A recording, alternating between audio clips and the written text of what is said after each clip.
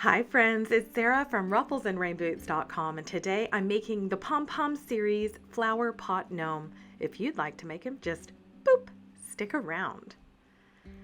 Can we all just say how impressed I am with my timing on that boop? All right, please like this video so I know you're here crafting. With all these, I'm showing you my Procreate drawings that I did on my iPad to see how close we're coming to my idea. Here he is. I think we came pretty close. I wanted a lot of movement. I got that. I wanted to offset that very dark pom-pom that I got in the package with the lighter colors. And if you'd like to make it, this is what we need. 2¼ inch flower pot from the Dollar Tree. I used some fabric scraps to tuck that in to elevate the pre-made pom-pom I bought on Amazon. Some silk flowers and some clay. I'm also going to use a fine tip glue gun and a toaster oven that I use for crafts. All right, so I'm going to be painting the flower pot a cream chalk paint. And instead of one coat, which I would normally do, I'm actually going to do two. So I'm not going to make you watch, paint dry. I'm going to hit it with a heat gun, and then I'm going to put on that second coat.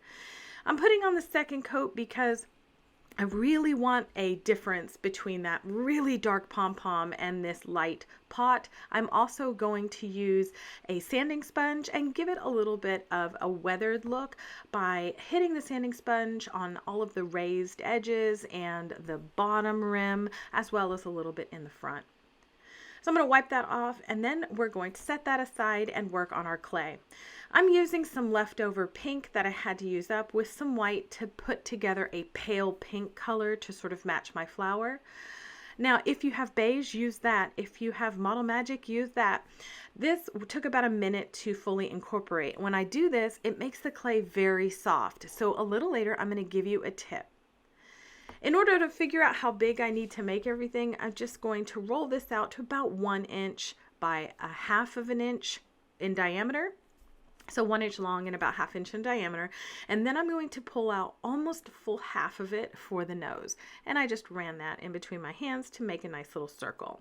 We're not forming anything yet. We're going to form that on the actual pot. So I'm just going to split the leftover clay here, put it in little circles, and then I'm going to measure up everything against my flower pot. So I'm going to pop that fabric in there and then the pom-pom on top. All right, so I'm going to just hold the nose up and sort of make a little divot, or throw it in the pot. I'm going to make a little divot just by pressing in the clay just on the third time's a charm. Fourth time's a charm.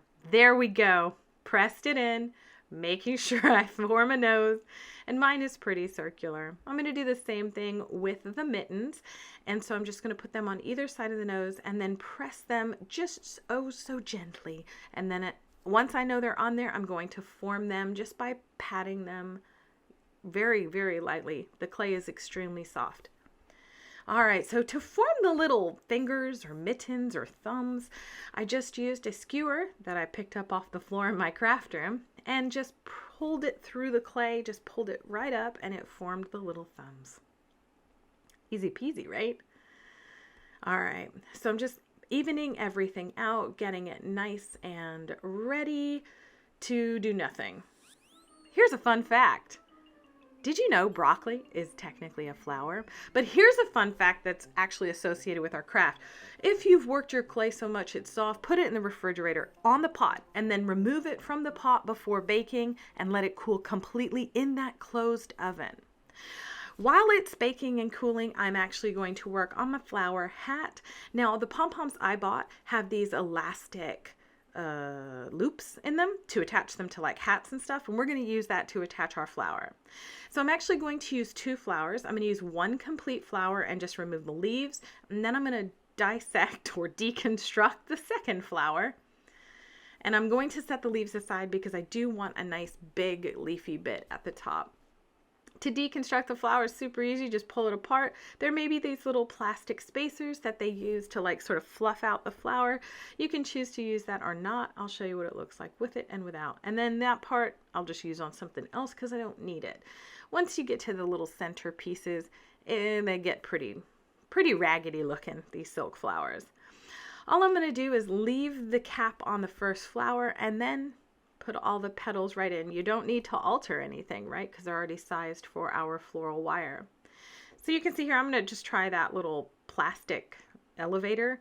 I end up not using it. It just added a bit more space than looked normal. All right, so this is basically it. Pop on the cap. We always need the caps on. And then what we'll do once we get the cap on is you can either test it with the leaves or without. I say without. So what I'm going to do is press the flower stem forward through the center of the flower, and I'm going to attach it right there to that elastic. I'm going to get wire cutter, or no, pliers, so that I can really make sure it's down there. All right, so you can see now we've got our nice little poof going on. And now that it's on, we're going to deconstruct it so we can do final assembly. And all I mean by that is I take my little detail tip glue gun from Surebonder and I glue the flower to the wire and the other flowers around it. So I'm just going to basically glue these petals down and make them secure on the wire. Pretty easy. This is the fastest pom-pom series gnome I've made thus far, and I think it's super cute. You can use any color pom-pom, but because I'm using every one of them, I needed a lighter design to offset that dark color. So once I had everything on, I'm just going to pop those leaves down and then glue them down as well. Now I have the little top to my guy. All right, so a little bit later here, you can see I'm going to give my pieces a sand. I do have a protective mask on. Anytime you're sanding a polymer clay, I would always recommend it. So you can see they actually fit perfectly, but I'm going to end up gluing them down. And that's just because I don't want anything coming off for my dog or my niece, you know, anybody to get it. So I pop in and I glue the fabric down. Again, you can use styrofoam, whatever you have. And then I glue each of the mittens and the nose down. I'll always make sure I'm going to bend that wire down to make sure no one gets stabbed. And then I'm going to add a generous portion of hot glue on top of my fabric. And then a rim on the outside rim. I'm going very slowly. You can see I'm just going to pop down my pom-pom right on top. And then I'm going to press it in pretty hard and make sure that that is all attached. And you can see him. Here he is in all his little glory. Let me know down in the comments, what do you think? You know, I really appreciate you being here with me today. Thank you so much. Please like, please share, and please subscribe for more crafty fun.